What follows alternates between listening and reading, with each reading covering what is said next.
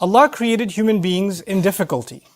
Emotionally you're struggling, physically you're taxed, you're struggling, health-wise you may be struggling, financially you may be struggling, because of people you may be struggling. This life, Allah designed it to be difficult. Sometimes you look at other people and you say, they have it so much easier than I do. But you don't know what other difficulties Allah gave them that are invisible from you. You would think, for example, that the Pharaoh, Fir'aun, had kingdom, empire, he had the world's largest army at the time, he had everything you could want, all the wealth you could want, all the power you could want, all the status you could want. He has everything. And how come he has everything and the believers have nothing? And yet Allah describes about him that he lived in a state of fear. You know, he used to get nightmares at night. He couldn't find peace. Sometimes people have material things, but they don't have peace. Sometimes people have physical health, but they don't have mental health. You know, they don't have emotional health. So all human beings were put in a state of struggle, and that's believers and non-believers. So the first, thing that I want to get across to all of you and remind myself of is, because we are believers, that does not mean our problems disappear. It's not like, because I'm a believer, I'm not going to be sad. Or because I'm a believer, I'm not going to experience anxiety. Or I'm not going to have family problems. Or I'm not going to have financial problems or health problems or whatever else. Belief, our faith in Allah, our relationship with Allah is not there to solve our problems. It's not there to get rid of the people in our life that are causing us trouble. That's not the purpose of our faith. If that was the case, then the prophets, ﷺ, who had the most close connection with Allah, would have had the easiest life. They would deserve, because they would make dua, all their problems would disappear. And if you study the prophets, the closest people to Allah, ﷺ, they have the hardest life. They have the toughest life. And the toughest life comes to them not even from some faraway enemies, it comes to them from their own families. So in other words, it comes to them from people they can't even escape. They're with them every day. They're with them their whole lives. And they can't escape those problems. So the idea that human beings are created and were placed in a situation where they're going to struggle, they're going to have to deal with very difficult circumstances, very difficult situations, and even people. They're going to have to deal with that, is part of life. And that has nothing to do with, if you had more iman, you wouldn't have these problems. It doesn't work that way. As a matter of fact, people assume the higher your iman, the problems are going to go away. No, the higher your iman, something else. And that something else is what I hope to explain to you today. To put it as an image, Allah created us and He put us inside of a storm. Okay, like imagine a storm in the ocean. You're in a storm. And the waves are turbulent and you've got your little boat, etc. And you're constantly worried about sinking. And you're worried about those who are sinking next to you.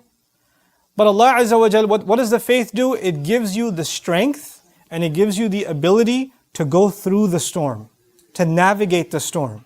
It doesn't mean you don't get wet. It doesn't mean sometimes the boat almost doesn't tip over. But you now have the ability to go through it and survive the storm. You see, that's the purpose of our faith, is not to get rid of the problem, but to actually strengthen us so we can go through the problem. Two of the hardest burdens that human beings live with are fear and sadness. Fear and grief. Those are the two heaviest burdens that human beings live with in this life. As a matter of fact, when Allah sent Adam alayhi salam to the earth, He told him that when He gives His guidance, فَمَنْ تَبِعَ هُدَايَ فَلَا خَوْفٌ عَلَيْهِمْ وَلَا هُمْ يَحْزَنُونَ. Whoever follows my guidance, they're going to be able to combat fear and sadness, essentially. In other words, Allah knew that in the story of humanity from Adam alayhi salam to the last human being that's going to walk on this earth, every one of them is going to have to struggle with fear and they're going to have to struggle with sadness. Now what are these two things? Fear is about what's going to happen in the future. Fear is about, am I going to lose my job? Is what's going to happen to mom? What's going to happen to my family? What are they going to say? What's going to happen tomorrow? What's going to happen with my exam? These fears are small and big and they're all the time. They're a part of us. You wake up afraid. You're afraid you're going to be late to work. And what you're afraid of, let's say a student is afraid of failing an exam. Up until the moments of the exam, there's fear, the heart is pounding. And they take the exam. And then unfortunately they get the result that they failed. And when they fail, there's no more fear, there's now sadness. I mean, there's fear of what your dad's going to do to you, but there's sadness mostly. Right? Now there's sadness about what happened already. So fear is about the future and sadness is about the past. What already took place in the past. And just because it's in the past, you don't get to tell someone, well, it's in the past, get over it. It's done now. You should move on with your life. No, you and I are not in any position to tell anyone that they no longer have the right to feel sad anymore. Our Messenger sallallahu alaihi wasallam continued to feel the sadness of the absence of Khadija radiallahu ta'ala anha for years. For years. Feeling sad is not a sign that you don't have enough faith. He has the greatest faith of all, and yet he carries sadness. Yaqub alayhi salam lost his son Yusuf alayhi salam. And he carries a great amount of sadness. So much so that he cries so much, ibiyaddat aynahu. His eyes turn white. His eyes turn white out of sadness. But that doesn't mean he doesn't have faith in Allah. But today I want to talk to you about an extreme case of fear and sadness first. And that's the mother of Musa alayhi salam. I can't think of a more extreme case of a woman who had to do something so incredibly unthinkable. She knows that any minute from now, soldiers are going to break her door and they're going to kill her baby in front of her own eyes. For a mother to imagine the murder of her own newborn baby. Unthinkable.